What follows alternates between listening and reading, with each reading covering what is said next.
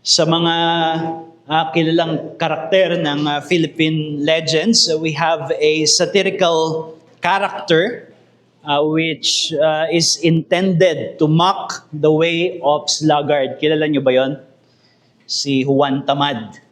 And we may know of some stories that present the way of the sluggard in quite comical ways, often engaging in what we can call as hyperbole or exaggeration, such as that story kung saan si Juan daw ay nakahiga sa ilalim ng puno ng bayabas at nakanganga.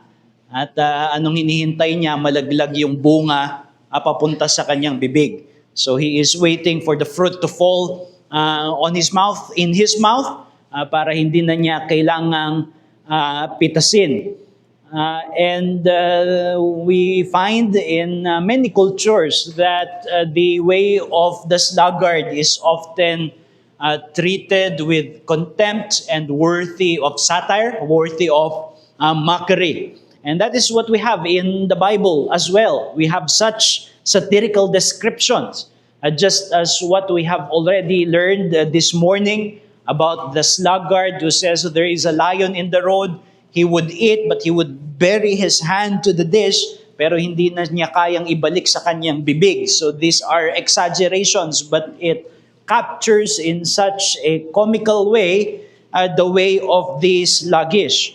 Now, this mockery, I would say, is gracious because its intention is to expose the foolishness of the ungodly way, including the foolishness of the way of the sluggard, only to direct us and to lead us to true wisdom. And I say wisdom with a capital W, referring to Jesus Christ as the person in whom all riches of knowledge and wisdom are hidden, at sa Kanya matatagpuan ang tunay na karunungan that will help us escape the foolish ways, including the way of the sluggard. Now, yung issues ng productivity and sluggishness, in the book of Proverbs, it mostly referred to actual manual labor in order to secure material provision or sometimes even prosperity. But these principles are also true spiritually. At yan yung gusto kong maging tema ng ating pagbubulay-bulay naman ngayong ngayong oras na ito sa ating pangangaral galing sa book of Proverbs. We will take our passage from the book of Proverbs, chapter 24, verses 30 to 34. So tinutuloy pa rin natin yung ating reflection on productivity, on fruitfulness in contrast to sluggishness.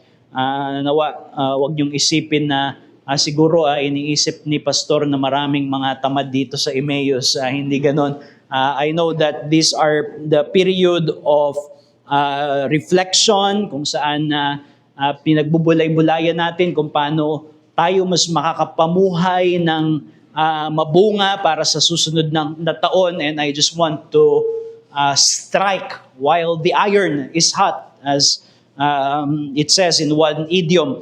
And therefore, ito yung mga pagbubulay-bulay natin. Lord willing, even sa mga susunod na linggo, next Sunday and the Sunday following that.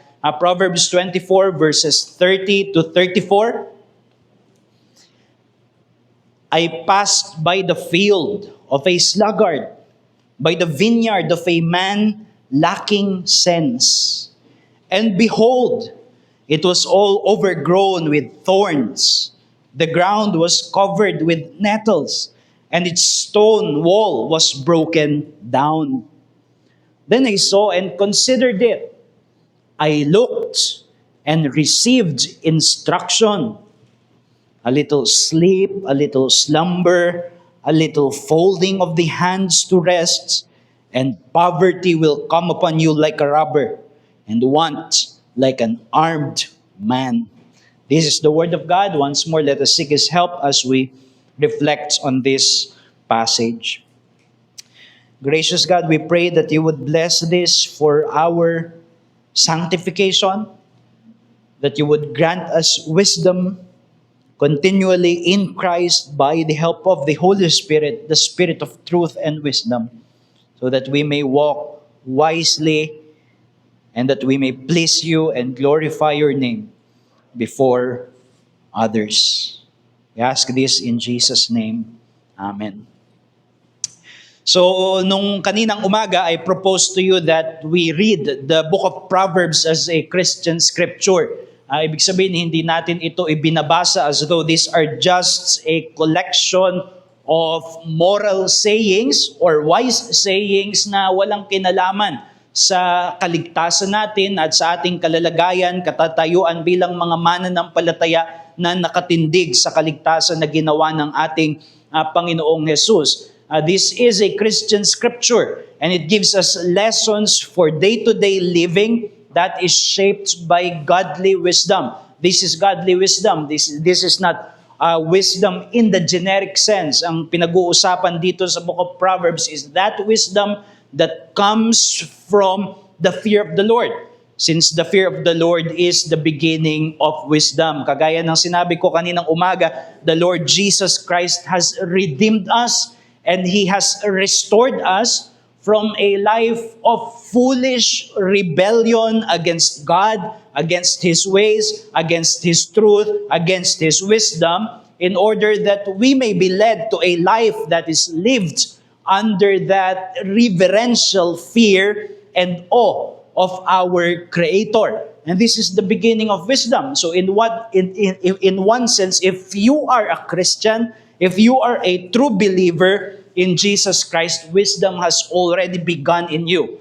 You are now no more categorically the foolish in the book of Proverbs. You are one who has already been united to Christ in faith, and therefore you have begun in the reverential fear of God and worship of God and obedience to God as a consequence of you being redeemed by Jesus Christ. Pero kagaya ng mga nakita natin kanina also in Titus chapter 2 verse 11 to 14, yung ating pagkakaligtas, yung ating pagiging kabilang kay Jesus, we are now placed in the school of Christ for godly living. Sabi doon, 'di ba, sa Titus chapter 2, na yung biyaya ng Diyos, it appears training us to renounce ungodliness and worldly passions and to live self-controlled, upright, and godly lives in the present age. Dahil binigay ng Panginoon yung kanyang sariling buhay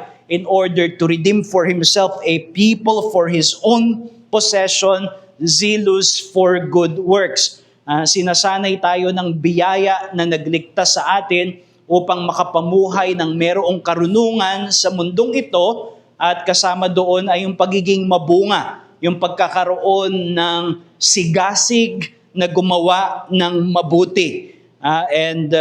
It trains us therefore for what I would call godly productivity, ang makadiyos na pagiging mabunga. And therefore, in the book of Proverbs, we find that it is a recurring theme that the teacher is exposing the foolishness of the sluggard's way of life, mostly in comical pictures.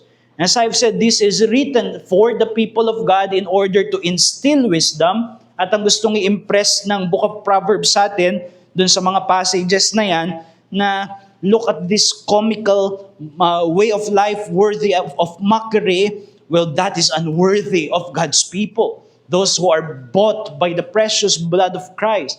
Those who are His possession in order to be holy and zealous for good works. It is unworthy for us to live such a foolish way when we are now brought to our King Jesus, the one greater than Solomon, na mas merong karunungan kaysa kay Solomon. And here in the passage now, the teacher is inviting us to glean some practical insights from the sluggard's way of life. And ang gustong ipakita dito ngayon, specifically in this passage, ay yung kinakahinatnan, the awful consequences of the ways of the sluggard. Look at verse 32. Proverbs 24 verse 32.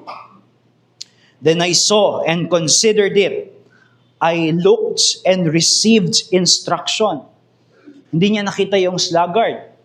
Ang nakita niya lang yung bahay ng sluggard at yung mga consequences ng kanyang pagiging tamad. At sabi niya, just from looking at his house, I have received instruction. I have been offered a lesson. And the lesson is described in verse 33 as this: a little sleep, a little slumber, a little folding of the hands to rest, and poverty will come upon you like a robber and want like an armed man.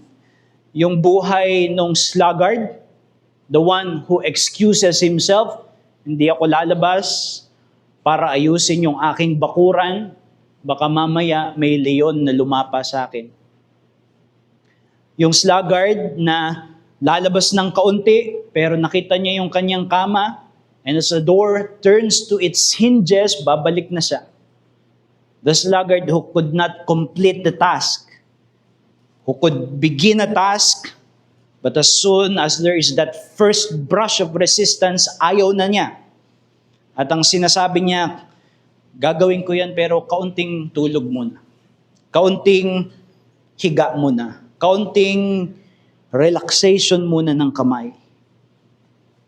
And then now, this is his house. In great ruin. In great destruction. And he is in great poverty that he did not expect, that came to him as though a robber, swift in its movement. And like a terrorist, an armed man, suddenly taking hold of his life. Now, this is normally true in terms of material poverty. Meron nga, di ba, na kasabihan sa mga Pilipino na tungkol dyan, yung pag may tiyaga, may nilaga. Ibig sabihin, pag walang tiyaga, walang nilaga. But we know that there are injustices in the world. There are anomalies in the world. Kaya yung kahirapan, dumadating rin sa masisipag.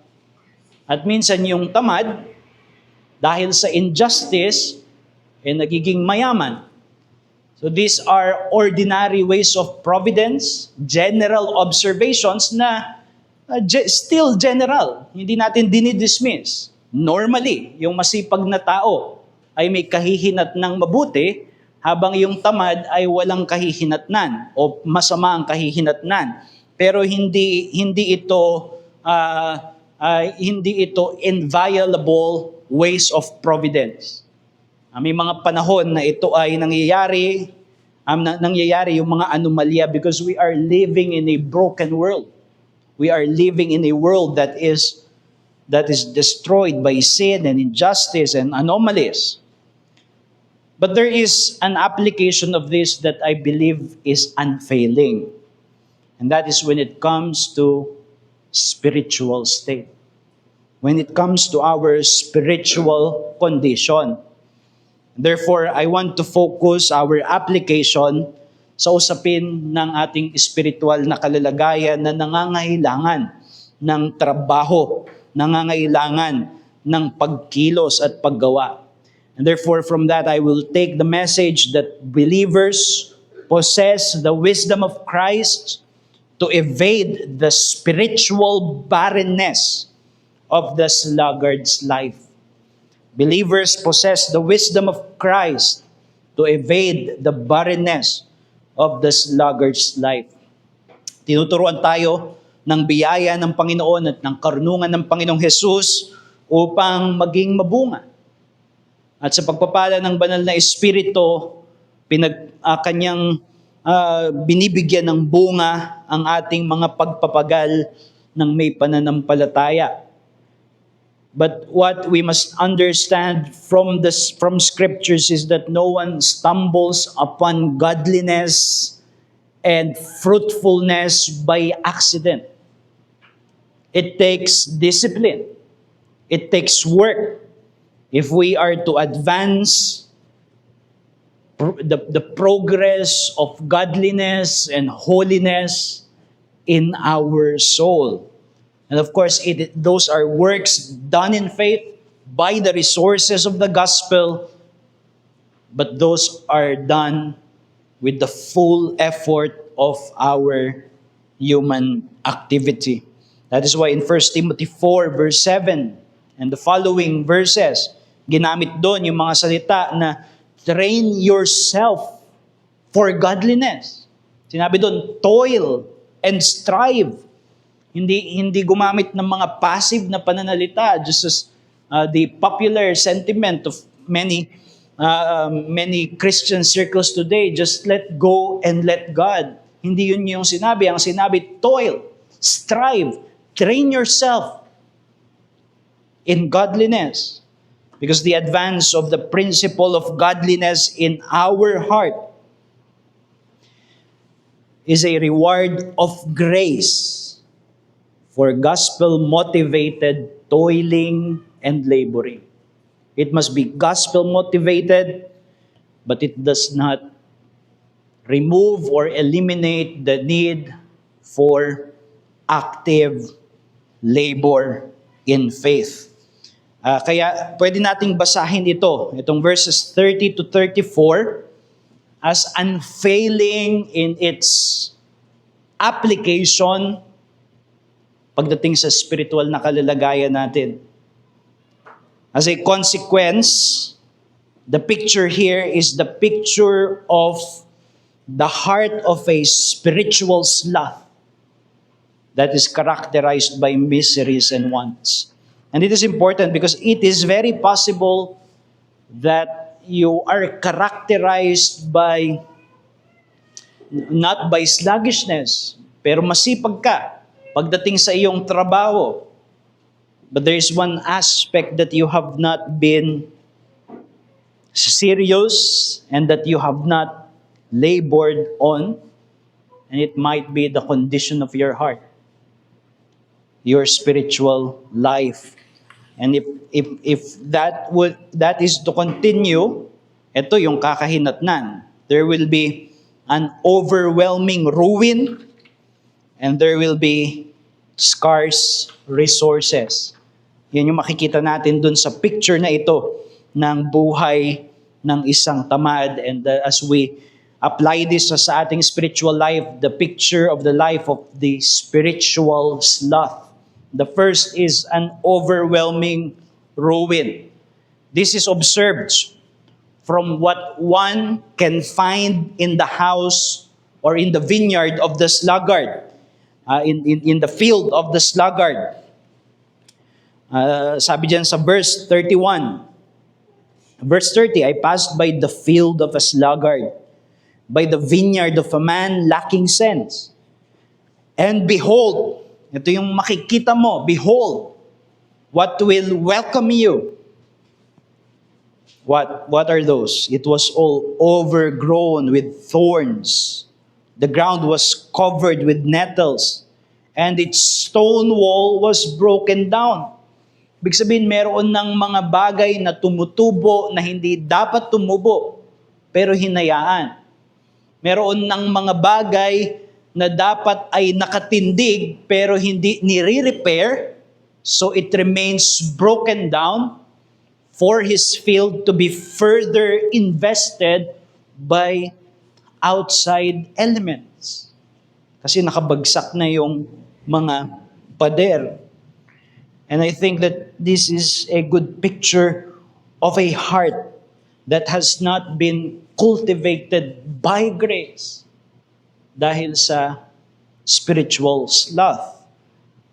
Dito makikita natin that weeds of all sorts, whether thorns or thistles, they already have grown up Weeds and nettles are the things that you don't want on your field. And yet, tumubo. Hindi ito tinanim. Tumubo lang ng kusa. And then, yung protective barriers na nakapalibot sa kanyang field, sabi doon, yung walls, they are broken down. Bumagsak na. Kasi when repair has to be done in order to keep the protection with integrity so that it is strong, hindi ginawa. And now, it is lying in ruin. And it is made vulnerable to thieves and robbers and even animals who could come to the vineyard in order to exploit it. Bakit nasabi nung sumulat nung teacher that this is the sluggard's house? I don't know. Kilala niya ba? Pwede. Or just by the mere facts of looking at that overwhelming ruin, he could deduce that it was because he was a sloth. He was a sluggard pagdating sa mga bagay na ito. And again, this is an illustration of the heart of someone who indulges and engages in spiritual sloth. They will find their heart plagued by unsubdued evils that have grown as a result of spiritual neglect. Mayroong kapabayaan sa kanilang espiritual na kalalagayan, and therefore they find their hearts in ruin, injured, spiritually speaking. Pwede mong tignan, halimbawa, yung mga thorns and nettles as things that are growing, hindi tinanim yung thorns and nettles. These are just the things that grow when there is neglect. And it is true of our hearts as well, brethren. Kapag pinabayaan natin na habulin ng ating mga puso yung mga sarili nitong nasa without engaging in that gospel work of mortifying our sins, uprooting our lusts, uprooting our greed and bitterness and whatever, these are things that do not have to be cultivated. They just grow in a heart that has been neglected spiritually. Hindi sila kailangang itanim. But when we fail to exercise watchful care of our heart, then that is what happens. We will at the moment when we suddenly decide to look into our hearts, we would find there are things in there that shouldn't be in there, and they have grown. They have grown, and they are now harder to uproot. And the reason for that is because of our doctrine of indwelling sin. Kahit mga mananampalataya, hindi natin pinag-uusapan dito yung puso lang ng mga hindi mananampalataya, but even as those who are redeemed and regenerated by grace, we still have remaining sins. We still have indwelling sins. And if we fail to keep the heart, as the Puritans would say, keeping the heart, if we fail to do that, then the principle of corruption that remains will seek to subdue our hearts by growing those things that shouldn't grow in there. We find that, I take the view that Romans chapter 7 is about Paul as a believer, in his struggle as a believer. In Romans 7 verse 23, he says, I see in my members another law, waging war, making me captive to the law of sin that dwells there is indwelling sin. Meron pa ring prinsipyo ng korupsyon sa ating puso kahit mga mananampalataya. And that is what makes the need for us to be vigilant and to keep the heart. For from it is the wellspring of life. Kaya tayo bilang mga mananampalataya, we should not take the way of the sluggard, but we must always keep firm our hold of our spiritual sickle, ready to cut off when sin raises its ugly head. Hindi natin pwedeng pabayaan. Nakita ko na mayroong tumutubong ganitong kasalanan sa aking puso, pero maliit pa naman. So, just let it be. And then there's another one, and just let it be. And there is no resolve to mortify, and suddenly this is our house. This is our field. You would find that it would be overgrown with thorns of sin and nettles of corruption.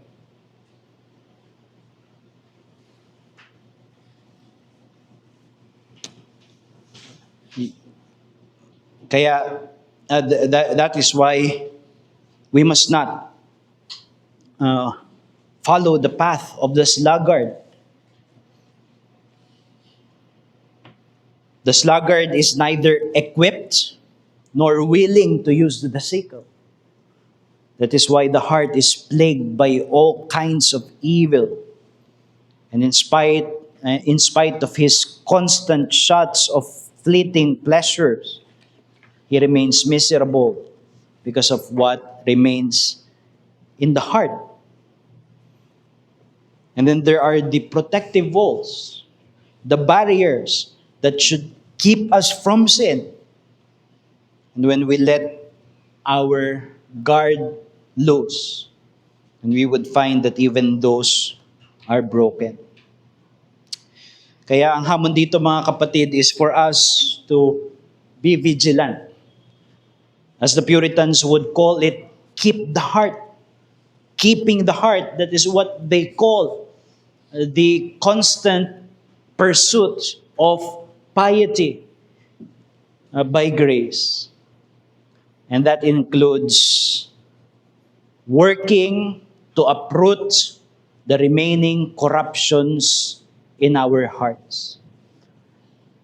Parang yung isang sculptor, di ba? Halimbawa, merong isang sculptor. It was said of yung mga magagaling na sculptor na kapag nakakita sila ng bato, ang nakikita nila ay yung imahe na dapat maging yung bato. They do not see the stone as it is, they see the image that it should be. But the image would not come out until that tedious and laborious process of chiseling out everything that do not belong. And that is true of Christ-likeness. That is true of being formed in the image of Christ. And it involves the tedious work by the Spirit of eradicating everything that is not holy in our hearts. It will be a lifelong work. And when we neglect that work, we will find that our hearts would be as the field of the sluggard, being overwhelmed, overcome by things that shouldn't be there. Kaya magandang hamon siguro para sa darating na taon is for us to renew our commitment to what the Bible calls as mortification. Mortifying our sins, putting to death, or in other languages, uprooting, cutting off. And we can identify those ills, those evils, those sin that most plague our heart. What is it for you, dear brethren? Is it lust? Is it bitterness? Is it worldliness? Or whatever you could list? Could it be greed? Do not underestimate their presence in your heart that could bring you to great spiritual ruin. Mari mong sabihin, maliit lang naman. Pero kung napabayaan, it can actually overtake your heart and bring you to ruin. What to do with this? Well, uproot it. The New Testament has many names and figures for it. Putting to death, putting off, laying aside the sin that easily entangles, as the Hebrew would call it. Jesus would use more vivid images, metaphorical language, such as cutting off the hand and plucking out the eyes. And all of this requires vigor. All of this could not be done with sluggish hands that would rather sleep a little and slumber a little rather than go into the work of uprooting, of taking out. And there is no easy way. Perhaps the sluggard was looking for an easy way. Meron bang lawn mower sa Shopee para hindi na ako yung magbunot-bunot. Minsan pag ikaw yung magbunot ng mga thorns na yan, masakit sa kamay. Is there an easy way? And probably he was seeking for an easy way. And suddenly, this was the condition of his field. I remember in a church I used to attend when I was a much younger Christian, meron kaming parang activity noon kung saan ipinasulat sa aming mga kamay yung mga kasalanan na gusto naming mawala. So sinulat namin, tapos nanalangin kami, ganun yung kamay, tapos after nun, sabi ng pastor, kiskisin namin. Tapos hanggang mawala. Tapos pagtingin mo, wala na. And sabi niya, i-declare ninyo na wala na yung kasalanan na yan. Simula ngayon. Well, that's an easy way. That is the way of the sluggard. That is not what the Bible says. Work out your salvation with fear and trembling. Do the work of mortifying, of cutting off and plucking out. And if we are looking for an easy way, well, here we will find our field, the field of our heart, being overwhelmed by the presence of ungodliness that shouldn't be there. So let's stop looking for the quick and easy. Rather, let us start blocking. Let us start cutting off. That is what we are called to do. That is the first thing we find in here. Overwhelming ruin. And then secondly, we find in here scarce resources.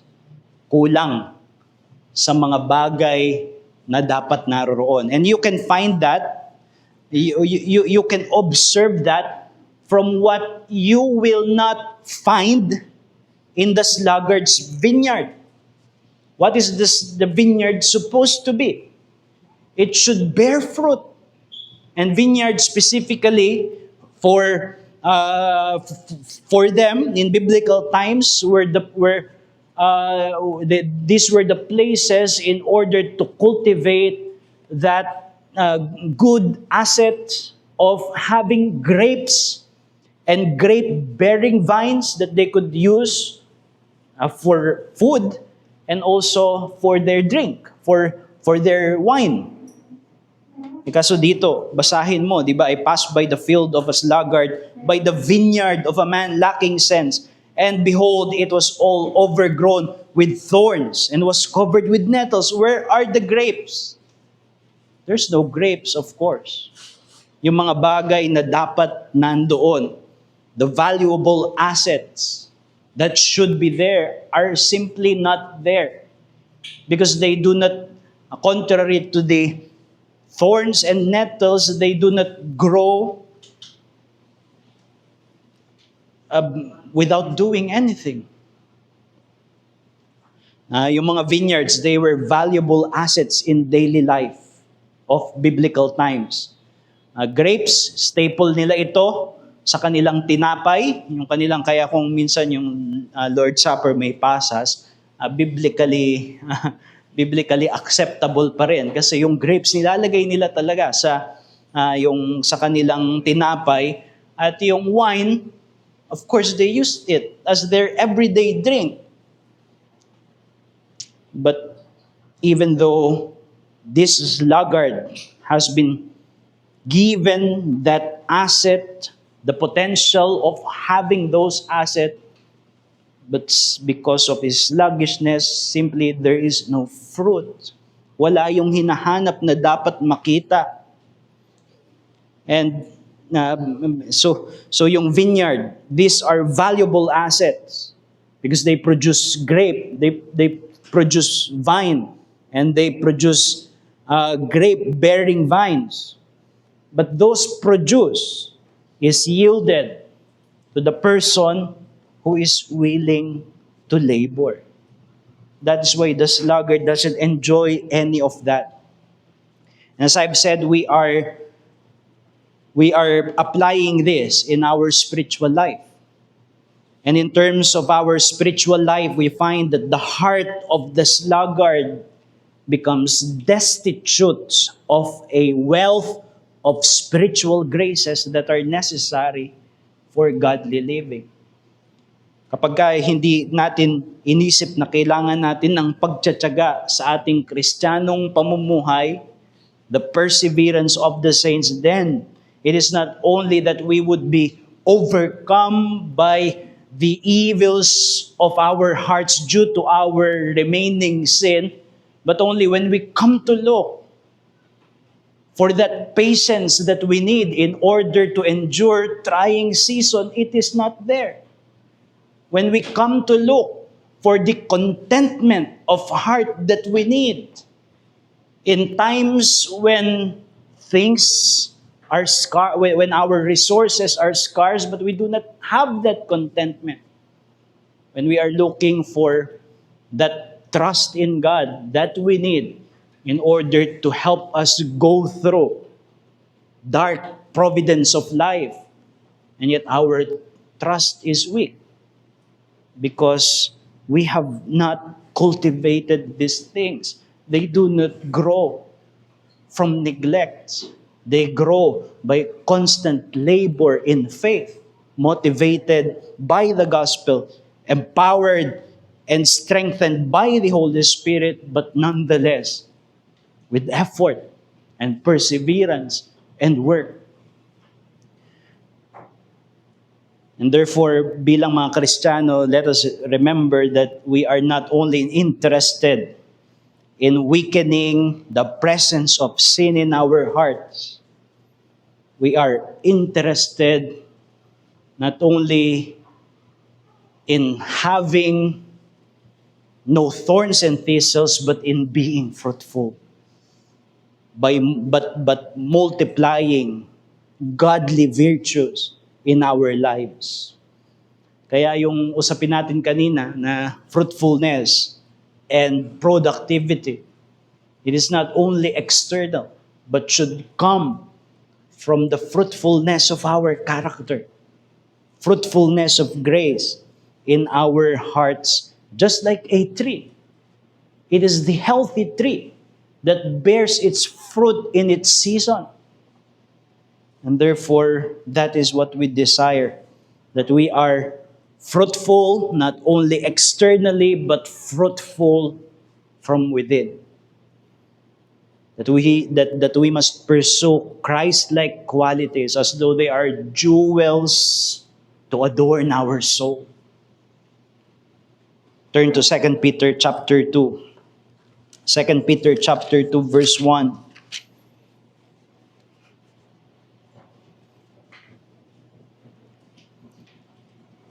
No, it should be 2 Peter chapter 1.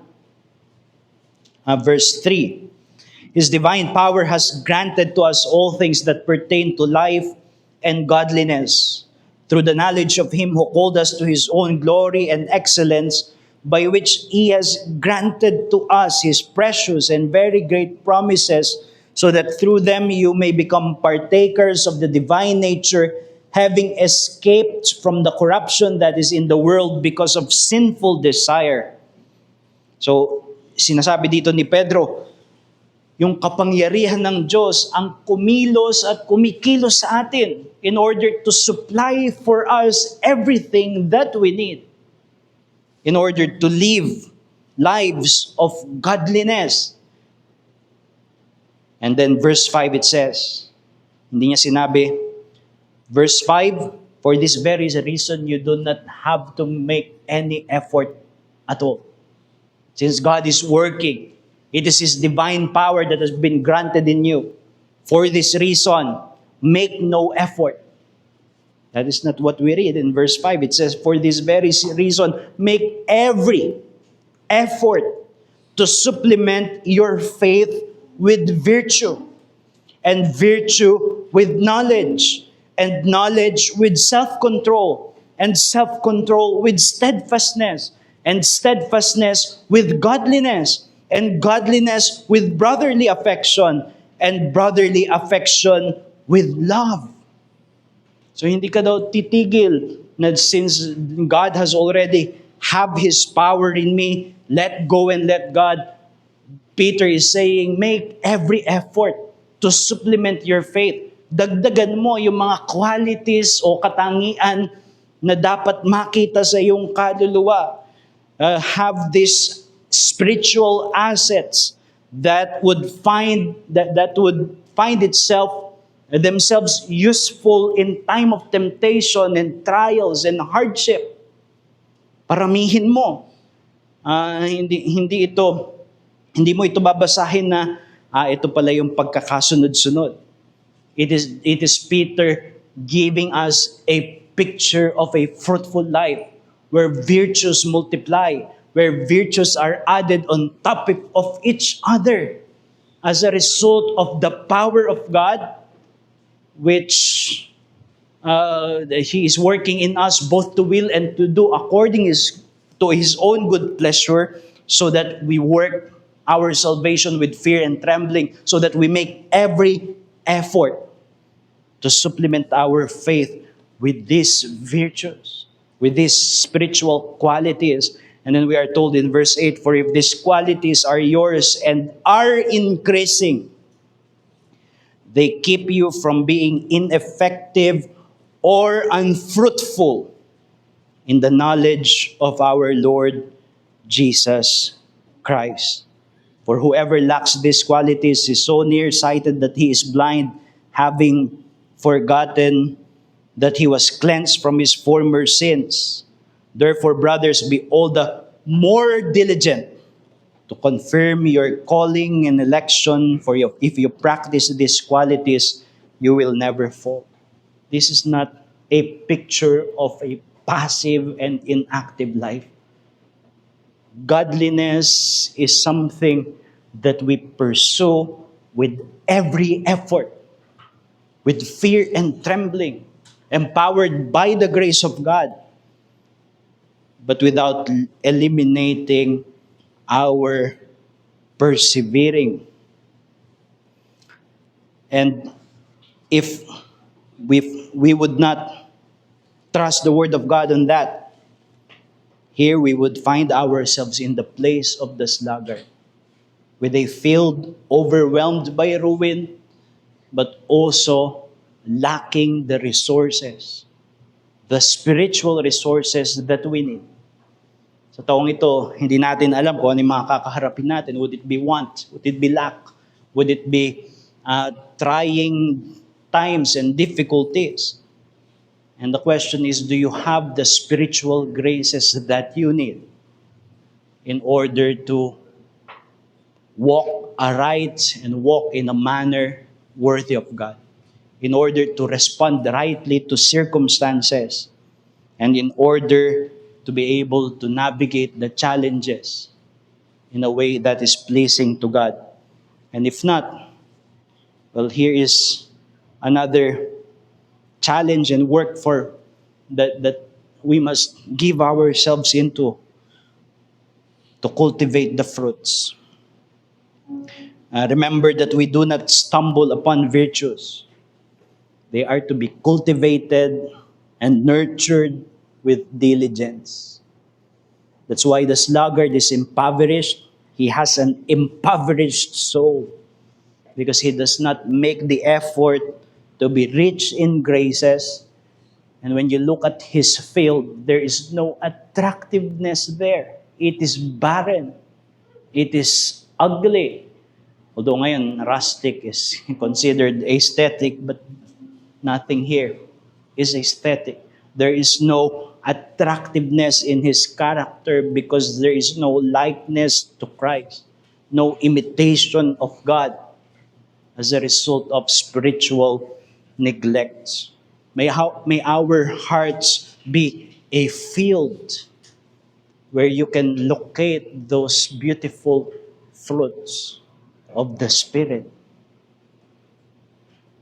which are love, joy, peace, patience, kindness, goodness, faithfulness, gentleness, self-control, and all things that are lawful. What I would call a gracious temper of the soul. And it doesn't come automatically, it comes only as we make much of the grace of God that is in us, and we bear fruit in that grace. Siguro alam niyo, pag naglalakad kayo, 2 weeks ago, we were in Baguio, yung may mga steep na lakaran, at pag naglalakad ka, ng paakyat, it requires you to lean forward. You need to keep your feet straight and lean forward para hindi ka bumagsak. And if we are to walk uphill in the path of faith, hindi pwedeng nakatayo lang tayo. We must lean forward. We must move the center of our gravity forward so that we would not fall. Hindi pwede yung stagnation. If we are still, we stagnate. That's the rule. Thorns and nettles do not have to be cultivated, they grow on their own. It is virtues that are not natural within our corrupt heart. These are virtues of grace that we must cultivate by the provisions of the gospel. And therefore, by way of a challenge for this coming year, brethren, let us not only be zealous in our task of mortification, but be earnest also, and even more so in sowing and cultivating and nurturing godly virtues in our hearts. Palaguin natin yung mga makadiyos na katangian ng puso. If you would want to know where to begin, maybe consider the virtue of Christian love. That is where Paul begins in Galatians 5 verse 22. The fruit of the Spirit is love. Love, after all, encompasses all the duties of the Christian life. Loving God, loving our neighbor is the summary of all of what God has commanded for us in His moral law. It is the fulfilling of the law. And love is what makes us best imitators of God. As Paul says in Ephesians 5 verse 1, be imitators of God. You can turn there in Ephesians 5 verse 1. Be imitators of God as beloved children and walk in love, as Christ loved us and gave Himself up for us, a fragrant offering and sacrifice to God. So we can begin there and strengthen it by nurturing all the other Christian virtues that consist in love, whether it is joy or peace or patience and kindness etc. Siguro ngayon, gumagawa kayo ng mga listahan ng babasahin nyo next year. Baka may room yung libro ni Jonathan Edwards na Charity and Its Fruit. It is a book that encourages Christians para sa pag-cultivate, keeping the heart and cultivating that state of heart, that temper of soul that is according to God's will. And let us remember, as I've said, that this move uphill requires every effort, as Peter says. Jonathan Edwards himself made a resolution in that regard. Sa kanyang mga resolutions, isa sa mga resolution niya, resolution number 30, resolve to strive to my utmost every week to be brought higher in religion and to a higher exercise of grace than I was the week before. He did not believe that his piety was going to come by accident. Just live carefree and suddenly one day, by the influence of time, I will be that godly person that I wish I would be. There was a resolution made by grace, but resolution nonetheless with those forceful words, striving to his utmost for higher exercise of grace than he was a week before. So this is a call, dear brethren, for us to shake off our spiritual sloth and press on forward, because our choice is either we struggle or we stagnate. Those are the only two options. We struggle or we stagnate. If there is no more struggle, that is the path towards stagnation. And are you stagnating? This year, has it only been stagnation? Well, then cry out to God to bring you back to that path of industriousness, of gospel conscientiousness, in order to avoid this vision of the field of a sluggard's heart. And I finish, dear brethren, with a word of grace.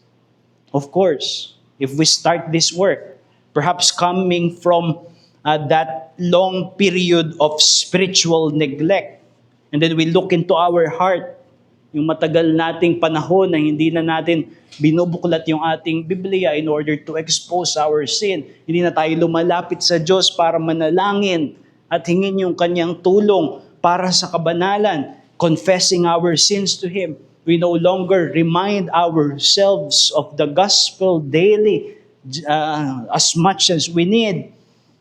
And then we look into our hearts, and I'm certain that you will find a host of thorns and nettles that shouldn't be there.